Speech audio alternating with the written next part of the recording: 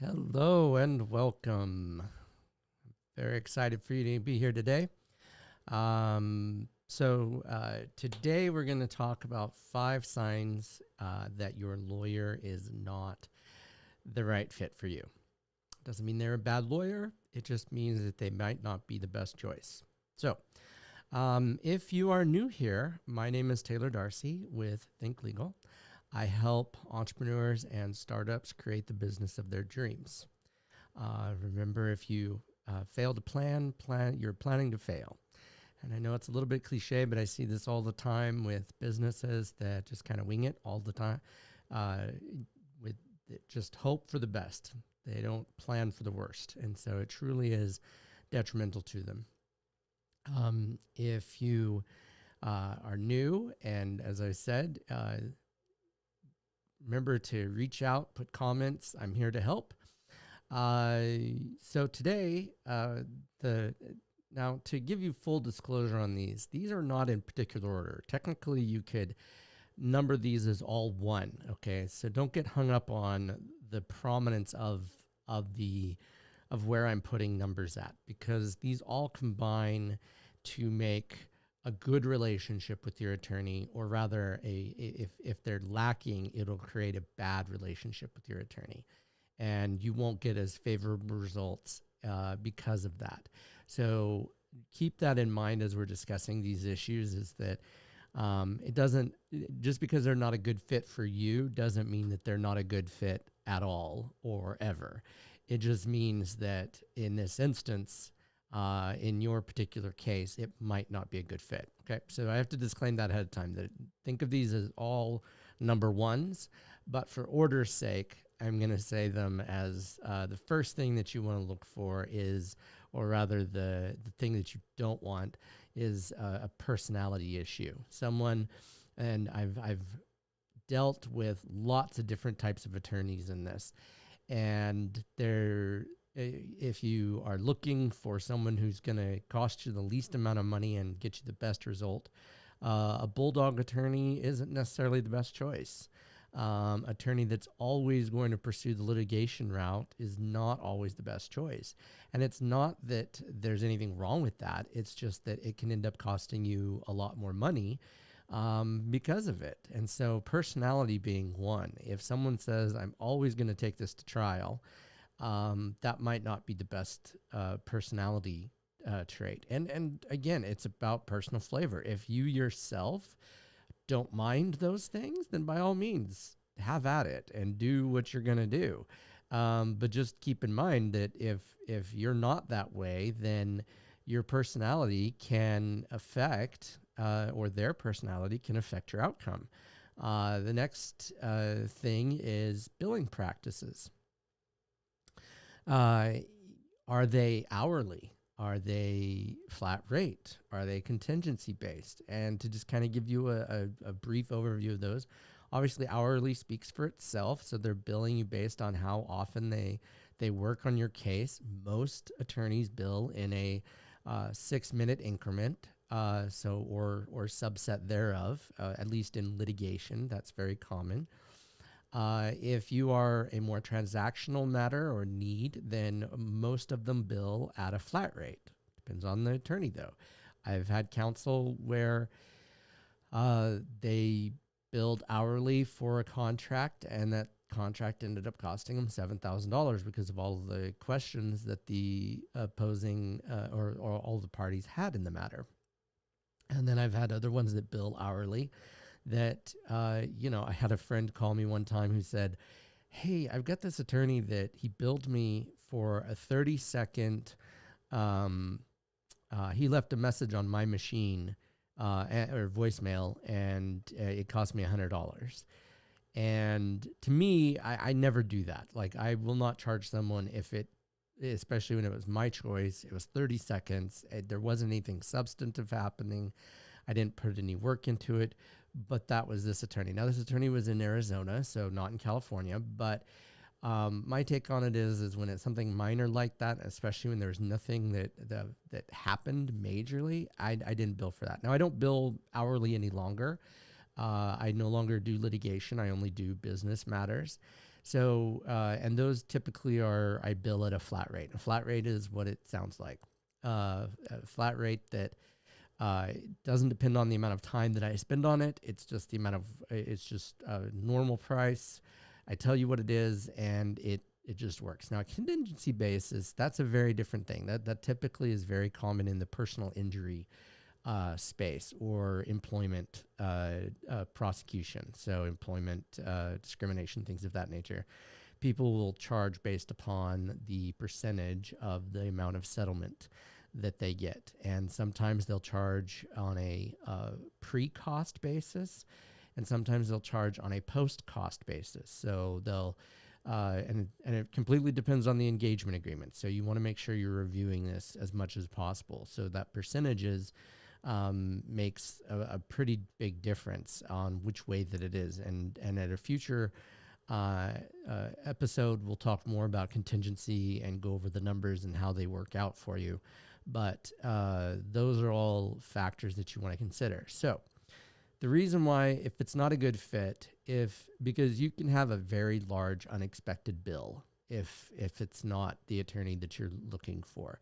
And especially in a litigation, it inevitably costs way more than people are expecting because there's an incentive for attorneys to bill as much as possible. Now, I'm not talking unethically.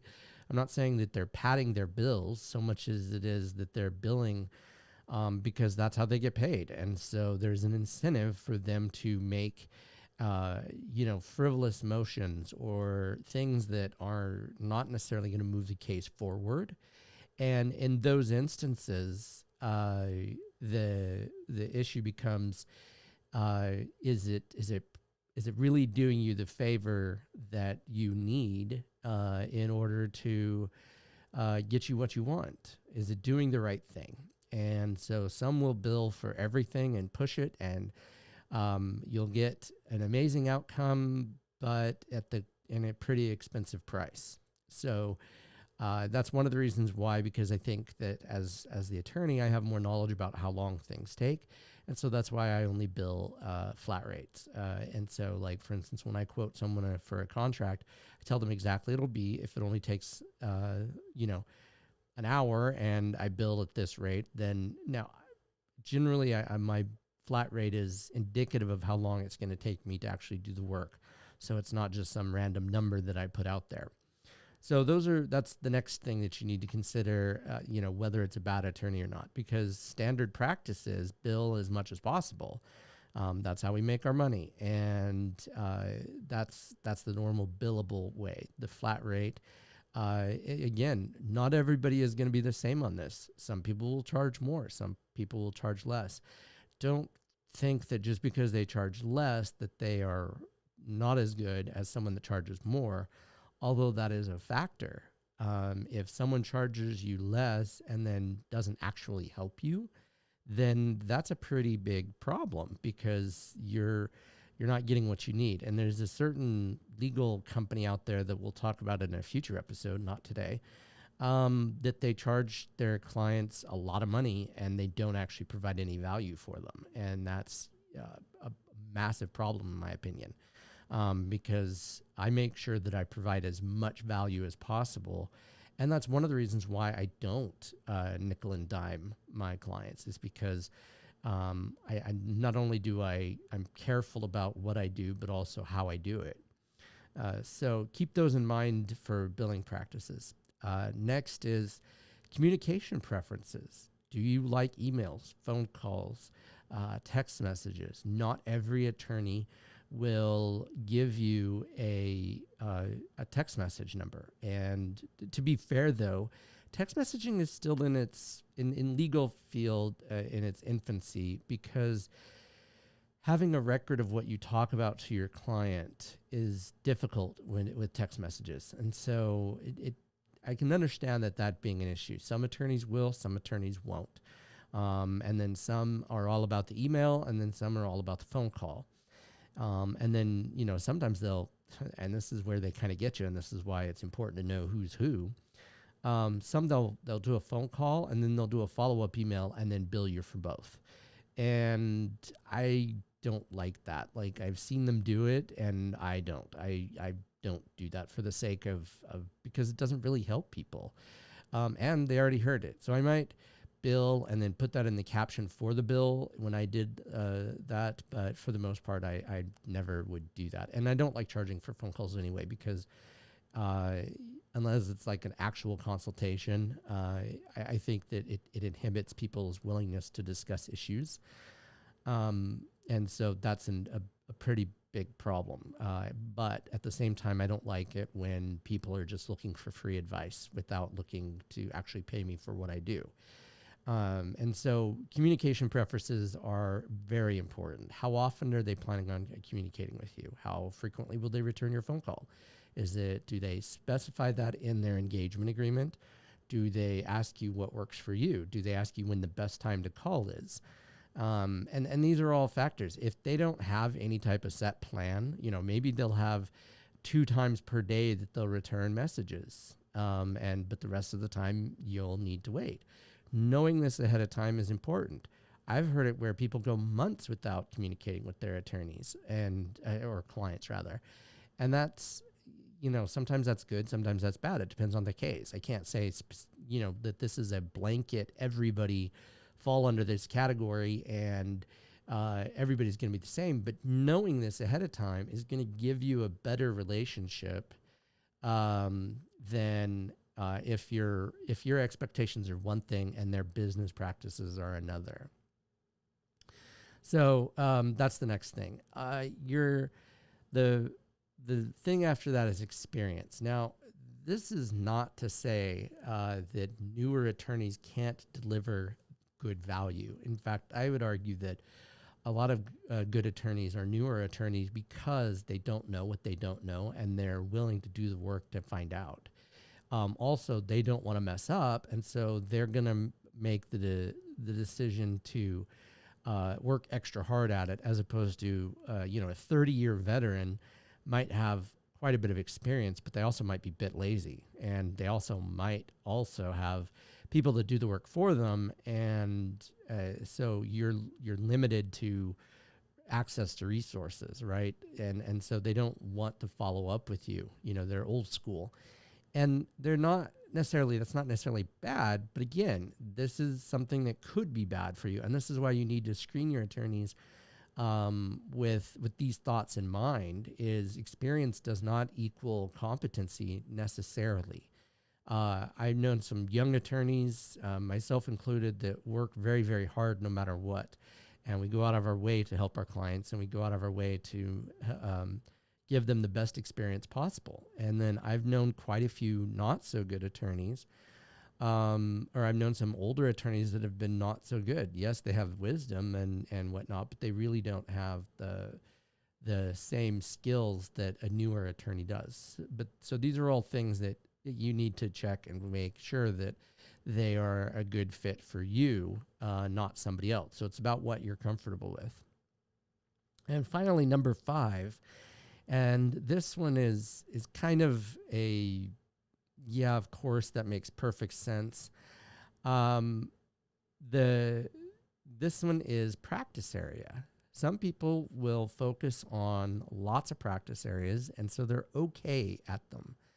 And so that isn't to say they're bad. That just means that they're okay. And so are you looking for someone that's specific to that industry, specific to what you're looking for, or are you okay with the generalist? In some instances, depending on the case, that's perfectly fine.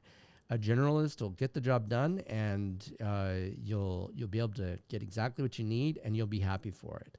And then other times, having a specialist or having someone that knows the ins and outs of details of those types of things can really help you to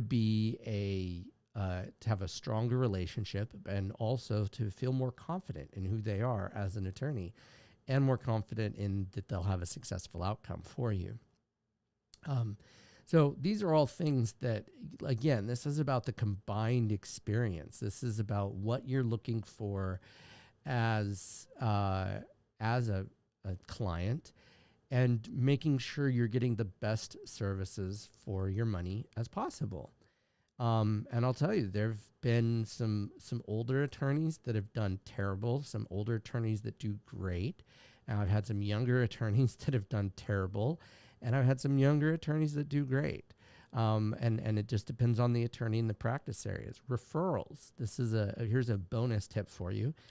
Look at their referrals, or look at their Google ratings or their Facebook ratings. Look at their Yelp ratings, and get an idea of these people, whether or not they are a solid resource for what you're looking for. Again, not all attorneys are created equal. And I would, I'm a quality over quantity sort of guy. Some people are just all about the burn and churn, and they'll get you in, get you out, and get you on your way as fast as humanly possible, without the same touch, right? Like hey, I'm worth spending this X amount of dollars on. And so they just care about getting you out faster. They're more like the Walmart, and not to diss Walmart. Walmart's a perfectly fine place, but you don't go to Walmart looking to make this, amazing purchase that you would go to a Jaguar dealership to buy a Jag, right? You're looking for a different experience. I tell my class, I teach business law, and I tell my class, your experience in those two different instances, Walmart versus Jaguar dealership, what are you looking for in an attorney? Are you looking for the Jaguar of attorney? Now, that doesn't mean that they're going to cost more. They probably do. But, both cars, whether you buy, if let's go back to a car analogy. If you buy a Honda Civic, it'll get you from 0 to 60 without effort. It's an economical car. It'll save you gas. It'll save you money. People like them. They're a perfectly acceptable car. The only reason why you buy a Jaguar is because, or a Mercedes or a BMW, is because it'll either get you there faster or it'll get you there in a better style. And there is nothing wrong with that, right? I'm not dissing either one. I'm simply saying, what do you want your experience to be? And some attorneys are the white glove and some aren't. Some attorneys will do things that are extra that most attorneys don't. And so paying attention to these details and the absence thereof in a lot of instances is very important to having a good experience with an attorney. And also, next bonus tip, be reasonable in your demands on an attorney. And I say this not because I am one, but just I've seen it happen where, not my clients, but there can be clients that are expecting miracles, and there's just certain things that attorneys can't do. It's not that we don't want to do, it's just that it's not possible to do. Like, we can work a lot of miracles, we can do a lot of things, but we can't do it perfectly all the time for every client under every set of facts and scenarios. So be realistic in your expectations of your attorney, because you will be a lot happier if you are looking at it from their perspective and trying to understand that, we aren't omniscient, right? We can't completely solve, there isn't every issue that can be solved legally. There are things that have to be solved outside of the justice system. And so I really wanted you to know these things, to know about a good fit for an attorney, because in the end, having a good experience is going to, give you the outcome that you need, even if it's not perfect. Okay. So, thank you for joining me. If you're watching this on the replay, feel free to leave comments in the chat. Please don't forget to subscribe, and we'll see you tomorrow.